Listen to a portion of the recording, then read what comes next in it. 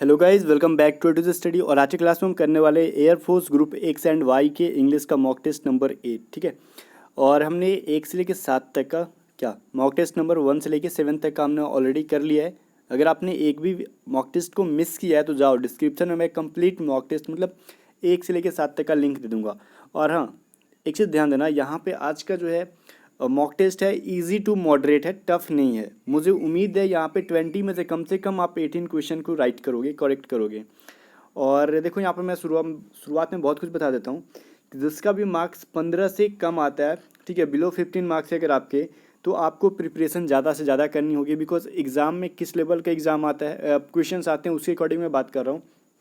ये आपका easy to moderate सारे क्वेश्चंस हैं। जो अच्छे स्टूडेंट होंगे 18 टू 20 के, मतलब 20 भी कर सकते हैं यहाँ पे बिल्कुल। तो चलो, अगर आपका 15 से कम आया मार्क्स तो थोड़ी सी मेहनत करने की ज़रूरत है। ओके, अभी देखो ये क्या बोल रहा है। He was not only involve in her kidnapping but also in her murder. Okay, अब यहाँ पे देखो कोई इंसान है, उसके बारे में बोला जा रहा है कि ये इन्वॉल्व है कि नहीं है। ठीक है ना, इन्वॉल्व है। ये सिर्फ उसके किसी हर है तो यहाँ पे फीमेल के बारे में बात किया जा रहा है। किसी फीमेल के किडनैपिंग में ही नहीं बल्कि क्या मर्डर में भी क्या है भाई, इन्वॉल्व है वो। ठीक है ना। तो एक चीज़ यहाँ पे ध्यान दो, कंजक्शन का यूज़ किया गया, not only but also, not only but also. तो इन कंजक्शन का यूज़ करने से पहले एक चीज़ ध्यान देना होता है कि सेकेंड वाले के अकॉर्डिंग हम फर्स्ट वाले को यूज़ करते। देखो बट ऑल्सो का यूज़ कहाँ पे किया गया है, नाउन के पहले, जैसे इन हर मर्डर। ठीक है ना, मर्डर के लिए इन हर मर्डर, तो ये मर्डर क्या है, नाउन है। बट यहाँ पे नॉट ओनली का यूज़ कहाँ पे किया गया, इन्वॉल्व। देखो V3 हमने बना दिया तो क्या पता चला ये भर्ब है, तो भर्ब के पहले नहीं, ऐसा नहीं होना चाहिए। बिकॉज फर्स्ट सेंटेंस में भी बट के पहले भी देखो नाउन है ना, इन हर किडनैपिंग, उसके किडनैपिंग में, उसके किडनैपिंग का हिंदी होता है किसी को अगवा कर लेना। तो यहाँ भी नाउन है तो नॉट ओनली का यूज़ इन हर के पहले होना था, जैसे कि इसके इन हर के पहले हुआ है ना बट ऑल्सो का यूज़, वैसे ही नॉट ओनली का भी यूज़ यहाँ पे होना चाहिए था। ऑप्शन नंबर बी में बोलो या फिर हम सेंटेंस को कंप्लीट करें तो ये नॉट ओनली को जो है ना यहाँ पे कट करो, क्या होता, he was involved not only in her kidnapping but also in murder, in her murder. Okay, ऐसे होता। तो ऑप्शन नंबर ए में यहाँ पे इरर है, नॉट ओनली का यूज़ गलत जगह पे किया गया है। ठीक है, इन हर के पहले करना था नॉट ओनली का यूज़। क्वेश्चन नंबर सेकंड क्या बोल रहे हैं, देखो मैं जब भी सेंटेंस में आपको बताता हूँ ना तो मैं बोलता हूँ, देखो जब तक फाइनली मैं बता नहीं देता हूँ कि यहाँ पे इरर है तब तक उस क्वेश्चन को कंप्लीट देखा करो।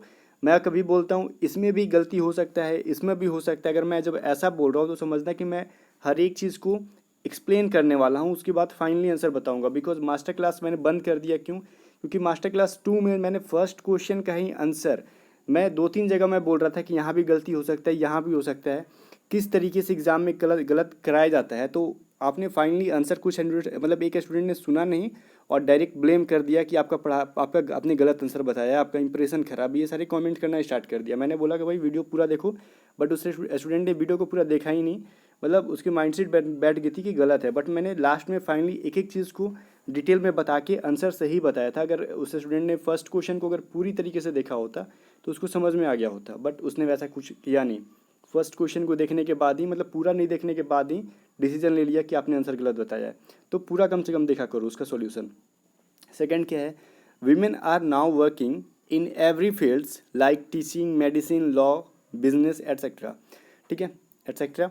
तो बोल रहा है कि वीमेन जो है, वुमेन जो है, वुमेन बोलते हो इसको, कुछ लोग वीमेन पढ़ते हैं, कुछ लोग वुमेन पढ़ते हैं। ठीक है, तो ये जो है आजकल जो है हर चीज़, हर फील्ड में क्या कर रही हैं भाई, वर्क कर रही हैं, काम कर रही हैं। जैसे टीचिंग हो, मेडिसिन से रिलेटेड हो, लॉ हो मतलब कानून हो, बिजनेस हो, इत्यादि बहुत सारी जगहों पे काम कर रही हैं।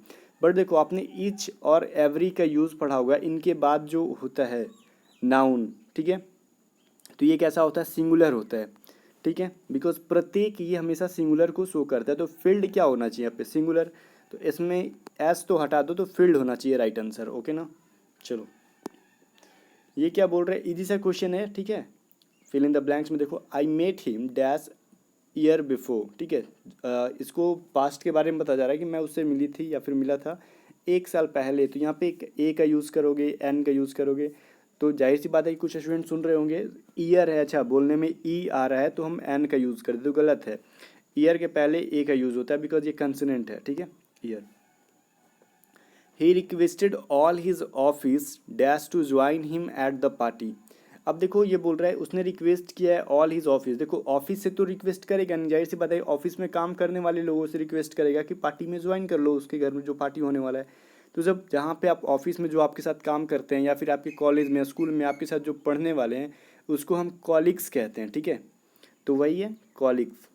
इसको कॉलिजियस मत पढ़ा करना कभी, कॉलिग्स है ये। तो ऑप्शन नंबर सी सहपाठी या फिर सहकर्मी को हिंदी में बोलते हैं सहकर्मी, सहपाठी इंग्लिश में बोलते हैं कॉलिग्स, ठीक है। ऑप्शन नंबर सी राइट हो जाएगा, बिकॉज उसके ऑफिस वाले जो लोग हैं उसको ना इनवाइट करेगा। ऐसा थोड़ी कि ऑफिस को ही इनवाइट कर लेगा कि आओ ऑफिस में जो बोर्ड है पेपर है वो सब आ जाओ पार्टी में, ऐसा तो होगा नहीं। क्वेश्चन नंबर 5 क्या बोल रहा है, choose the opposite meaning. Opposite मतलब एंटोनिम चूज करना आपको फेटर का। फेटर का मतलब क्या होता है, किसी इंसान को बंदी बना लेना उसको फेटर बोलते हैं, ठीक है। इसका एंटोनिम क्या होगा, किसी को बंदी बना लिया आपने, किसी को आज़ाद कर देंगे तो उसका विपरीत हो जाएगा, एंटोनिम हो जाएगा। तो आज़ाद का आंसर कौन सा है, लाइब्रेट। मैंने ऑलरेडी वोकैब विद धीरा पे पढ़ाया था और मैं कल से कंटिन्यू वोकैब विद धीरा पे वीडियो डालने वाला हूँ। तो देखो लाइब्रेट जो है इसका मतलब होता है आज़ाद कर देना किसी को, ठीक है। वोकैब विद धीरा को अगर सब्सक्राइब नहीं किया तो कर लेना, कल से मैं रेगुलर बनाऊंगा। मैंने 2-3 वीडियो शूट कर लिया है, रिकॉर्ड कर लिया है कल से देने के लिए। लाइब्रेट का मतलब होता है आज़ाद कर देना, तो फेटर मतलब बंदी बनाना और लाइब्रेट मतलब आज़ाद करना। ऑप्शन नंबर बी राइट है, बाकी सबका हिंदी समझ लो। रीस्टोर का मतलब क्या होता है, जैसे हम लोग क्या करते हैं किसी चीज़ को स्टोर करके रखते हैं, वो चीज़ मान लो जैसे पानी को हमने स्टोर किया वो ख़त्म हो गया, अगेन हमने स्टोर किया, उसको क्या बोलते हैं रीस्टोर, ठीक है, पुनः स्थापित करना। एक्सोनरेट इसका मतलब क्या होता है, वो क्या अभी धीरा पे मैंने बताया था, मुक्त कर देना किसी को, ठीक है। तो अगर हम एक्सोनरेट को क्यों नहीं बना सकते भाई, मुक्त करना, इसका भी अर्थ है। लाइबरेट का मतलब भी होता है आज़ाद करना। बिकॉज देखो मोस्ट ऑफ द केसेस में लाइबरेट को क्यों चूज़ किया जाता है, बिकॉज ये बंदी बनाना और मुक्त करने में अंतर है। देखो मुक्त करना जैसे हम किसी गैस को भी किसी बोतल में से मुक्त करते हैं तो उसकी जगह पे हम लाइबरेट का यूज़ नहीं कर सकते हैं, ठीक है। एक्सोनरेट का करते हैं किसी चीज़ को बाहर निकालने के लिए, ठीक है, एक्सोनरेट को। और लाइबरेट मतलब बोलने में आ रहा है कि बंदी, तो बंदी बनाते हैं तो किसी ढक्कन के अंदर तो डालते नहीं है, मतलब अपने अंडर में उसको गुलाम बनाते हैं। तो वैसे सीन्स देने के लिए हम लाइबरेट का यूज़ करते हैं, ठीक है। और डिस्ट्रैक्ट का यूज़ कहाँ पे करते हैं, डिस्ट्रैक्ट मतलब होता है ना भटक जाना अपनी, जैसे कि आप एयरफोर्स के लिए प्रिपरेशन कर रहे हो, नेवी के लिए, और बीच में किसी स्टूडेंट ने आके बोल दिया अरे डिफेंस में मत जा भाई, बहुत डिफिकल्ट लाइफ होता है, ये होता है वो होता है, तो आप डिस्ट्रैक्ट हो जाते हो, किसी और एग्ज़ाम की प्रिपरेशन करते हो, ठीक है। अभी ऐसा देखो ये क्या बोल रहा है यहाँ पे, बेस्ट एक्सप्रेस मतलब इसका सिनोनिम, जो इसको साइट को बहुत अच्छा से, मतलब इसमें से जो इसका सिनोनिम है वो चूज़ करना है। बेस्ट एक्सप्रेस का मतलब वही होता है साइट। देखो आप लोग डेली कोटेशन पढ़ते होगे, ठीक है, कोटेशन पढ़ते होगे, कोट्स पढ़ते होगे, तो वही चीज़ है साइट का मतलब, जैसे किसी चीज़ का भाव व्यक्त करना। जैसे कोट्स में क्या होता है, जैसे मैं आपको हिंदी मोटिवेशनल कोट्स, हिंदी शायरी पढ़ते हो आप लोग, उसमें क्या होता है कुछ सेंटेंस में लिखे होते हैं और उसमें बहुत कुछ एक ही 2 लाइन में बहुत सारा चीज़ें क्या होती है लिखी, मतलब समझाई गई होती है। तो उसको जब हम लोग एक एक सेंटेंस को क्या करते हैं अगर अच्छी तरीके से बताने लगे तो उसका अर्थ बहुत कुछ निकल जाता है, उसी को साइट बोलते हैं जिसका सिनोनिम कोट होता है, ठीक है। इलस्ट्रेट का मतलब क्या होता है, उल्लेख करना। रिवील का मतलब पता होगा आपको क्या होता है, उजागर करना है, जैसे किसी बात को छुपा के रखिए मैं आपको रिवील कर दिया, बता दिया। रिकलेक्ट का मतलब क्या होता है, फिर से दोबारा से कलेक्ट करना किसी चीज़ को।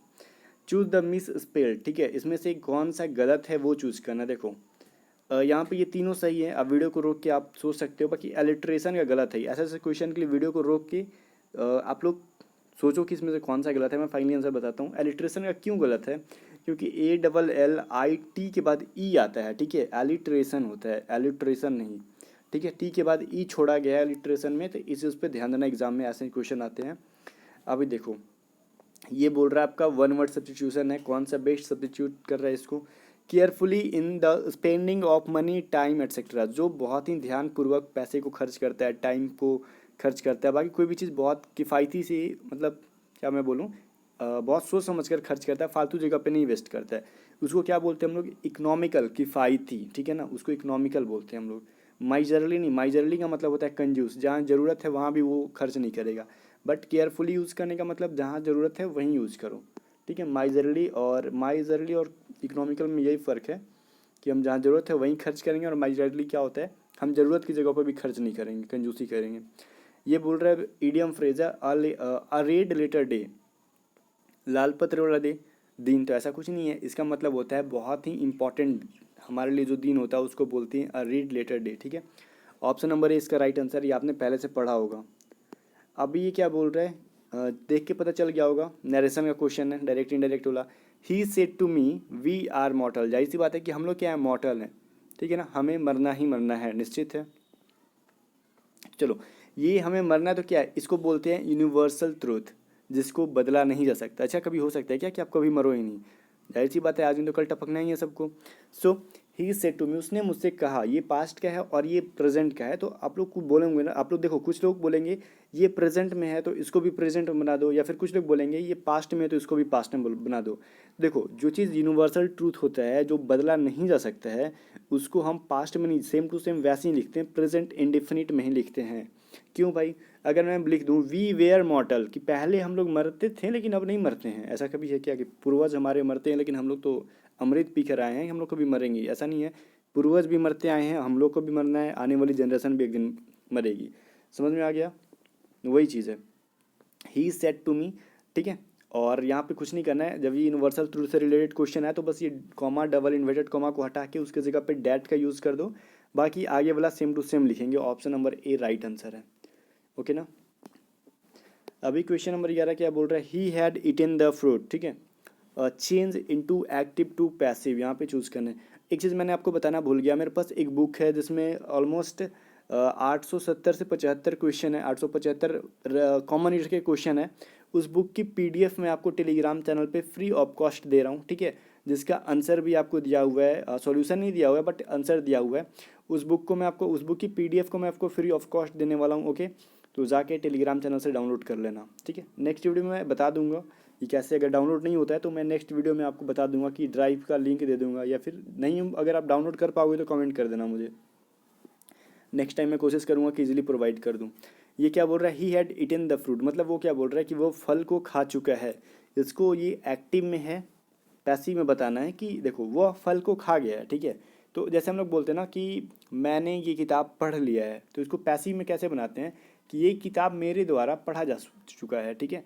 तो ऐसे क्या बोलेंगे, ये जो फल है उसके द्वारा खाया जा चुका था, ही हैड ना, तो ये था होगा, है नहीं, ठीक है ना। हैड पास्ट के बारे में बताया जा रहा है कि वह फल खा चुका था। कब से मैं है कर रहा हूँ, तो है नहीं, यहाँ पे था का यूज़ करो। तो देखो हैड आया है तो हैड प्लस भी थ्री, तो क्या बनाते हैं, हैड के लिए पैसिव हैड बिन बनाते हैं ना, हैड बिन प्लस भी थ्री। तो हैड बिन किस में यूज़ किया गया, ऑप्शन नंबर ए में ही है, the fruit had been eaten by him. कुछ नहीं करना था, यहाँ का जो ऑब्जेक्ट था उसको सब्जेक्ट बनाओ और इस सब्जेक्ट को ऑब्जेक्ट, तो ही का ऑब्जेक्टिव फॉर्म हिम ही होता है ना। चलो इजी सा वॉइस का क्वेश्चन था, एक्टिव पैसिव बना ली होगी आप लोग। चेंज इनटू एडवर्ब, देखो मोस्ट ऑफ द क्वेश्चंस 99% आपको एडवर्ब के क्वेश्चन एग्जाम में ऐसे रहेंगे जो जिसमें एल वाई लगा दो आपका आंसर बन जाएगा, अगर एडवर्ब बोलेगा तो। एडजेक्टिव वगैरह की बात मैं नहीं कर रहा हूँ, ठीक है। तो सैडनेस क्या है, सैडनेस ये एक नाउन है, ठीक है। तो इसका बोला जा रहा है कि क्या बनाओ भाई आप, वो एडवर्ब, तो इसमें एल वाई लगा दो, सैडली बन गया आपका इजिली। सैड क्या है, एक एडजेक्टिव है, सैडन क्या है, ये आपका वर्ब है, तो आपको एडवर्ब बनाना था सैडली, ओके ना। क्वेश्चन नंबर 3 क्या बोल रहा है, remove too from this following sentence, आपको रिमूव टू हटाना है, सॉरी मैं दोनों बोल रहा हूँ, टू को रिमूव करना है, ठीक है ना, हटा देना है टू को, लेकिन इसका सेंस होना चाहिए वही जो ये, जब भी रिमूव टू का क्वेश्चन आएगा तो टू को हटा के कुछ ऐसा हमें सेंटेंस बनाना है कि इसके सेंस में थोड़ा सा भी चेंज नहीं होना चाहिए, बट सेंटेंस इसका स्ट्रक्चर चेंज हो जाए, बाकी सेंस वही होना चाहिए, मतलब अर्थ वही देगा, भले लिखने का तरीका हमारा बदल जाए। तो TOO टू का मतलब क्या होता है, जैसे कि इसका मतलब होता है अधिक, जैसे I am too crazy, TOO वाला लगा दूँ तो मैं मतलब बहुत ज़्यादा क्रेजी हूँ, या फिर I am very crazy, I am excited, ठीक है ना। तो टू का यूज़ कब करते हैं भाई, ज़्यादा के अर्थ में, मोर के अर्थ में। तो क्या बोलते हैं, ये बहुत ज़्यादा बाहर से क्या है भाई, it is too hot outside, ये बहुत ज़्यादा गर्म है बाहर से, तो बहुत ज़्यादा का अर्थ कौन सा दे रहा है, very. It is very hot outside, ठीक है ना। बाहर में क्या है भाई, बाहर की साइड से जैसे गिलास में पानी डाल दो, गर्म पानी, और बोलो कि तो बाहर से बहुत ज़्यादा गर्म लग रहा है, तो वही चीज़ है, it is very hot outside, okay clear. अभी देखो क्वेश्चन नंबर 14 क्या बोल रहे हैं, Mrs Indira Gandhi died dash her country, यहाँ पे प्रीपोजिशन फिल करना है आपको कि मिसेस इंदिरा गांधी जो है डाइड, मर चुकी हैं, मरी थी किस चीज़ के लिए भाई, अपने देश के लिए। तो अपने देश के लिए के अर्थ में क्या यूज़ करते हैं, फॉर, ठीक है। Mrs Indira Gandhi died for her country, okay, option number B. अभी देखो यहाँ पे क्वेश्चन नंबर 50 में भी आपको प्रीपोजिशन ही फिल करना है। द हॉली ट्री का मतलब क्या होता है, पवित्र, okay. Is associated dash sense of good will and rejoicing, ठीक है। गुड विल का मतलब पता होगा, खुशी, और रिजवाइजिंग का मतलब वही चीज़ होता है कि हर्ष उल्लास, खुशी, अच्छी, मतलब आप समझ लो गुड विल का यूज़ करते हैं। जैसे जैसे जैसे मैं हिंदी बताने में थोड़ा सा भूल रहा हूँ यहाँ पे गुड विल का, बट सेंस समझ लो इसका, हमेशा आपको गुड लक के अर्थ में यूज़ करते हैं, ओके, समझ में आ गया ना। कि जो हॉली ट्री है ये किस चीज़ से, इसका सेंस किस चीज़ में दे रहा है, किस चीज़ से जुड़ा हुआ है, तो गुडविल और रिजवाइजिंग, हर्ष उल्लास, खुशी के दिन, ये सब चीज़ों से गुड हॉली ट्री का जो है अर्थ होता है। इस फिल इन द ब्लैंक्स के अकॉर्डिंग मैं बोल रहा हूँ, मैं खुद से कुछ नहीं बोल रहा हूँ। तो यहाँ पे क्या एसोसिएटेड के साथ क्या लगेगा, एसोसिएटेड विथ, ठीक है ना, हमेशा याद रखना एसोसिएटेड के साथ विथ का यूज़ करना, ठीक है ना। कोई भी चीज़ एक दूसरे से जुड़ा हुआ होता है तो उसके साथ एसोसिएटेड विथ का यूज़ करते हैं। अब रहा पैसेज, हमारा पैसेज बहुत दिन से हमने किया नहीं है, सो आज तो करना होगा। क्या बोल रहा है, it is interesting to imagine है how to the early man were afraid of angry gods, ठीक है। ये क्या बोल रहा है, थोड़ा सा कुछ लोगों को बुरा लगेगा ये पैसेज पढ़ के, ये गॉड्स के बारे में, भगवान के बारे में कुछ उल्टा सीधा पैसेज के बारे में भी बुरा लग सकता है, बट माइंड मत करना, पढ़ो एग्जाम के व्यू से, ठीक है। It is interesting to imagine, ये इमेजिन करने में, ये सोचने में, कल्पना करने में बहुत इंटरेस्टिंग है, क्या भाई, हाउ द अर्ली मैन, जो पहले के लोग थे, were afraid of angry gods, कि वो लोग कैसे डरते थे। How the early man were afraid of angry gods, मतलब वो गुस्सैल भगवान से, गुस्से में हुए, मतलब भगवान से बहुत ज़्यादा डरते थे कि भगवान गुस्सा हो जाएंगे। ये इस चीज़ को इमेजिन करने में जो राइटर है उसको बहुत इंटरेस्ट आ रहा है, ठीक है, वो बहुत रोमांचक लग रहा है उसको ये चीज़ इमेजिन करके। दे सा देयर इमेजनरी गॉड्स, ठीक है, even in reverse and the clouds, वो क्या करते थे भाई, अपने काल्पनिक भगवान को देखते थे किस चीज़ों में, नदियों में, यहाँ तक कि बादलों में, क्या करते थे, भगवान को नज़र, उनको नदियों और बादलों में भगवान नज़र आते थे। देयर आइडिया ऑफ गॉड, उनका जो भगवान के बारे में विचार था, was not of a kind and good person, बोल रहे हैं कि लोगों के द्वारा जो सोचा जाता था भगवान के बारे में वो अच्छा नहीं था, वो भगवान को अच्छे नहीं समझते थे, दयालु और गुड पर्सन नहीं समझते थे, ये राइटर बोल रहा है, मैं नहीं। But of a very irritable person who was always losing his temper, उनका भगवानों के बारे में ये राय था कि वो बहुत ही इरिटेबल लोग हैं, मतलब परेशान करने वाले, और ऑलवेज लॉसिंग, उनको हमेशा गुस्सा आता था, लॉसिंग हिज टेम्पर मतलब किसी को गुस्सा आना। ये देखो पोइट बोल रहा है या फिर यहाँ का राइटर बोल रहा है कि पहले के लोग भगवान के बारे में ये सोचते थे कि हर बार में भगवान गुस्सा हो जाते हैं, वो अपने नदियों में, पहाड़, मतलब बादलों में भगवान को देखते हैं। वो अब भगवान के बारे में राइटर बोल रहा है कि लोगों की सोच के अकॉर्डिंग ऐसा लगता है कि भगवान अच्छे इंसान नहीं है, वो गुस्सैल हैं, जो भी आपने समझ लिया यहाँ पे। And as the way are afraid of danger, मतलब और क्या हो, जैसा कि वो लोग क्या डरते थे भाई, हमेशा खतरे से डरते थे, अफ्रेड मतलब डरना। They were always trying to bribe ही, मतलब वो हमेशा क्या कोशिश करते थे, उनको घूस देने की कोशिश करते थे, ब्राइव मतलब घूस देना।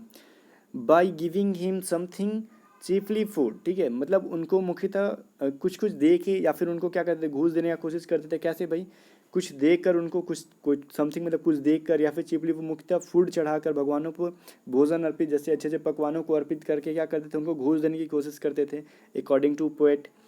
Sometimes if a disaster came, जैसे कभी कभार कोई डिजास्टर आ गया, मतलब कोई अप्रिय घटना घट गई, लाइक एन अर्थक्वेक, जैसा कि earthquake, flood and disease which killed large number of people, ठीक है, जैसे मान लो बोल रहा है कि कभी कभार अगर ऐसा हो गया कि बहुत बड़ा घटना घट गया, जैसे कि अर्थक्वेक, भूकंप आ गया, फ्लड आ गया नदी में, या फिर कोई ऐसा बीमारी हो गया जिससे कि बहुत बड़े स्तर पर लोग मर गए, जैसे कि अभी कोरोना आया है, दे वुड बिकम फ्राइटेन, मतलब वो क्या होते थे, डर जाते थे, दे वुड बिकम फ्राइटेन मतलब कि वो डर जाया करते थे। And thought that he the gods were angry, वो सोचते थे कि भगवान जो हो गए हैं क्या हम पे गुस्सा हो गए हैं।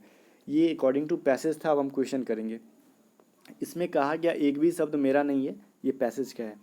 What type of gods early man were afraid of, जो बोल रहा है कि what type of gods early man were afraid of, मतलब बोला जा रहा है कि लोग जो डरते थे भगवानों के बारे में, क्या सोचता थे, भगवान कैसे थे भगवान, तो कैसे थे, जेंटल एंड नोबेल, तो ऐसा था नहीं भाई कि बहुत नेक थे भगवान इस पैसेज के अकॉर्डिंग।